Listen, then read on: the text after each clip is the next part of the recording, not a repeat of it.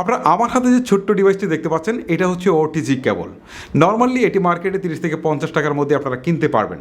আর এটা দিয়ে এমন কিছু কাজ করা যায় যেটা অনেকের কাছে অবিশ্বাস্যই মনে হতে পারে। এটাকে যদি আপনার প্রিন্টারের সাথে অ্যাড করে মোবাইলে অ্যাড করেন তাহলে আপনি কিন্তু মোবাইল থেকে সরাসরি প্রিন্টারে প্রিন্ট দিতে পারবেন। এছাড়াও এটার সাথে যদি আপনারা কিবোর্ড অ্যাড করেন এটা দিয়ে তাহলে কিন্তু আপনারা সরাসরি কিবোর্ড দিয়ে টাইপ করতে পারেন আপনার স্মার্টফোনে।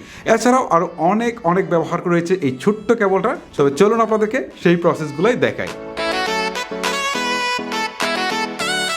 প্রথমে আপনাদেরকে দেখাই যে কীভাবে মোবাইল দিয়ে আপনার প্রিন্টার থেকে সরাসরি প্রিন্ট করবেন। এই জন্য আপনাকে গুগল প্লে স্টোর থেকে একটা অ্যাপস ইনস্টল করে নিতে হবে। প্রথমে আপনাকে দেখতে হবে যে আপনার প্রিন্টারটি কোন ব্র্যান্ডের। যদি ক্যানন হয় বা এইচপি হয় বা অন্য কোনো ব্র্যান্ডের হয় তাহলে সেই ব্র্যান্ডটা আপনার গুগল প্লে স্টোরে গিয়ে সার্চ করবেন, লিখবেন এইচপি হলে এইচপি প্রিন্টার লিখবেন, লেখার সাথে সাথে এখানে একটা অ্যাপস চলে আসবে এইচপির, জাস্ট এটাকে ইনস্টল করে নেবেন। ক্যাননের হলে ক্যাননেরটা করে নেবেন। তারপরেও যদি আপনাদের বুঝতে সমস্যা হয় তাহলে আপনারা ইউটিউব থেকে সার্চ দিয়ে আপনারা একটু দেখে নেবেন, কারণ এতগুলা ব্র্যান্ডের এত প্রিন্টার রয়েছে যেগুলো আমার দ্বারা দেখানো কিন্তু সম্ভব নয়। আমার এটা এইচপি ব্র্যান্ডের, আমি জাস্ট এটা একটু আপনাদেরকে দেখাচ্ছি। অ্যাপসটা ইনস্টল হয়ে যাওয়ার পর এখন আপনার কাজ হচ্ছে মোবাইলে। এখন আপনার প্রিন্টারের যে কেবল রয়েছে এটাকে আপনি ওটিজি কেবলে ঠিক এই জায়গাটাতে প্রবেশ করাবেন। ওকে, এখন এখানে প্রবেশ করানোর পর এখন আপনি যে কাজটা করবেন সেই ওটিজি কেবলটা আপনার ফোনের সাথে অ্যাড করে দিবেন। ঠিক আছে, আপনি ফোনের সাথে কানেক্ট করে ফেলেছেন আপনার প্রিন্টার। ঠিক আছে, এখন আপনাকে যে কাজটা করতে হবে সেটা হচ্ছে আপনার গ্যালারিতে যেতে হবে, যে ছবিটা প্রিন্ট করতে চান সেই ছবিতে যেতে হবে। ওকে, আমি ছবিতে গেলাম, ছবিতে যাওয়ার পর ছবিটাকে এখন আমি ক্লিক দিলাম, ছবিটা বড় হলো। এখন নিচের দিকে 3 ডটস রয়েছে, জাস্ট এই 3 ডটসে ক্লিক করতে হবে। ওকে, জাস্ট এই 3 ডটসে ক্লিক করার পর এখন দেখেন একটা অপশন দেখাচ্ছে প্রিন্ট নামে, জাস্ট এই প্রিন্টে একটা ক্লিক করলাম।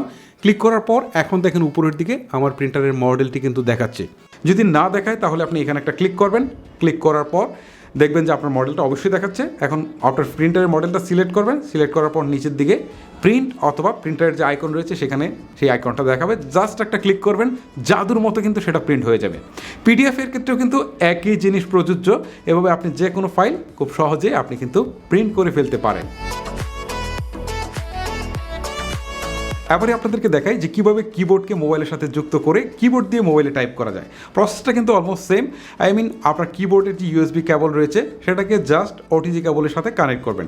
কানেক্ট করার পর এবারে ওটিজি কেবলটাকে আপনার জাস্ট মোবাইলের সাথে কানেক্ট করবেন। কানেক্ট করা হয়ে গেলে এখন আর কিছু করতে হবে না, জাস্ট আপনি যেখানে যেটা লিখতে চাচ্ছেন সেটা অন করে এখন কিবোর্ড থেকে শুধুমাত্র টাইপ করে যান, দেখবেন যে সেই টাইপ কিন্তু আপনার স্মার্টফোনে হচ্ছে। খুব ইজি। একইভাবে কিন্তু আপনারা মাউস চাইলে ইউজ করতে পারেন। অনেক সময় আমাদের মাউস ইউজ করার বিভিন্ন জায়গায় প্রয়োজন থাকে, আপনারা কিন্তু জাস্ট একইভাবে কেবলটাকে অ্যাড করে মাউসও ইউজ করতে পারেন। এই যে আপনি ওটিজি কেবলের এই চমৎকার ব্যবহারগুলো জানছেন সেটা হয়তো আপনার প্র্যাকটিক্যাল লাইফে অনেক বেশি কাজে লাগবে। বাট এই ভিডিওটা যদি আপনি আপনার ফেসবুকের টাইমলাইনে শেয়ার করে দেন তাহলে আপনার ফ্রেন্ড লিস্টে থাকা কয়েক হাজার লোকের অনেক বেশি উপকার হতে পারে। সো আমি আপনাদেরকে রিকোয়েস্ট করবো অবশ্যই ভিডিওটি আপনার ফেসবুকের টাইমলাইনে শেয়ার করে দিয়ে পরবর্তী অংশটুকু কন্টিনিউ করবেন। এই ওটিজি কেবলের সাহায্যে আমরা কিন্তু যে কোনো প্রকার পেন ড্রাইভ খুব ইজিলি আমাদের স্মার্টফোনের সাথে যুক্ত করে ইউজ করতে পারি। প্রসেস কিন্তু খুব ইজি। জাস্ট আপনার এই ওটিজি কেবলের সাথে পেন ড্রাইভটা ঢুকিয়ে দিবেন, এবারে জাস্ট এটাকে আপনি আপনার স্মার্টফোনে যুক্ত করে দেবেন। আর কিছু করতে হবে না, এখন এটাকে আপনি জাস্ট ইউজ করতে পারেন। এই ক্ষেত্রে কিছু স্মার্টফোন আছে যাদের সেটিংসে যেতে হয়, সেটিংসে গিয়ে অ্যাডভান্স সেটিংসে যেতে হয়। অ্যাডভান্স সেটিংসে কি হচ্ছে ওটিজি একটা অপশন থাকে, সেটাকে জাস্ট অন করে দিতে হয়। অন করে দিলে আপনারা খুব ইজিলি কিন্তু ইউজ করতে পারেন। আর অনেক স্মার্টফোনে এটাকে সরাসরি সংযুক্ত করা মাত্রই কিন্তু ওটিজি কেবল আপনারা ইউজ করতে পারবেন। মোবাইল স্ক্রিন ছোটো হওয়ার কারণে মোবাইল দিয়ে গেম খেলতে গেলে অনেক ধরনের অসুবিধা হয়, কিন্তু আপনি চাইলে আপনার হাতে থাকা জয়স্টিকটাকে কিন্তু আপনার স্মার্টফোনের সাথে অ্যাড করে খুব ইজিলি গেম খেলতে পারেন।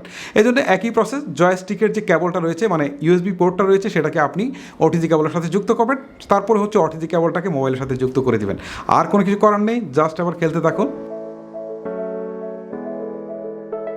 এখন থেকে আপনি চাইলে উচ্চ গতির ইন্টারনেটও কিন্তু আপনার স্মার্টফোনে ইউজ করতে পারেন। জানি এটা অবিশ্বাস্য, বাট এটা কিন্তু ওটিজি কেবলের সাহায্যে করতে পারেন। এই জন্য আপনাকে আরও একটা ডিভাইস কিনতে হবে বাজার থেকে। এটা খুব ছোট্ট একটা ডিভাইস, ইউএসবি ল্যান পোর্ট নামে একটা ডিভাইস পাবেন।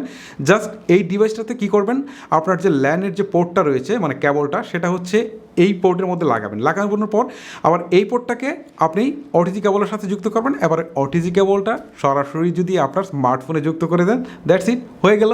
এবার কিন্তু আপনি খুব ইজিলি আপনার ব্রডব্যান্ড কানেকশন মোবাইলে ইউজ করতে পারবেন। আপনি চাইলে ছোট্ট এই ডিভাইসটি ইউজ করে আপনার ডিএসএলআর এর মনিটর হিসাবে আপনার স্মার্টফোনকে ইউজ করতে পারেন। তবে এটা আমি আপনাদেরকে ডিটেলসে দেখালাম না, কারণ এক একটা ডিএসএলআর এর এক একটা মডেল থাকে এবং একটা মডেলের জন্য আলাদা আলাদা করে একটু আইডেন্টিফাই করতে হয় যে কীভাবে এটা সেট আপ করবেন। তো সেটা আপনারা অবশ্যই একটু ইউটিউব থেকে সার্চ দিয়ে দেখে নেবেন। জাস্ট আমি আপনাদেরকে ওয়েটা ধরিয়ে দিলাম। আমি আপনাদেরকে ওটিজি কেবলের যে ব্যবহারগুলো দেখালাম, এগুলো ছাড়াও কিন্তু ওটিজি কেবলের আরও অনেক অনেক ব্যবহার রয়েছে। সো আপনারা যদি চান যে এর পার্ট 2 নিয়ে আসা দরকার, তাহলে অবশ্যই আপনারা কমেন্ট করবেন। যদি মিনিমাম 5000 কমেন্ট হয় তাহলে অবশ্যই আমি পার্ট 2 নিয়ে আসবো।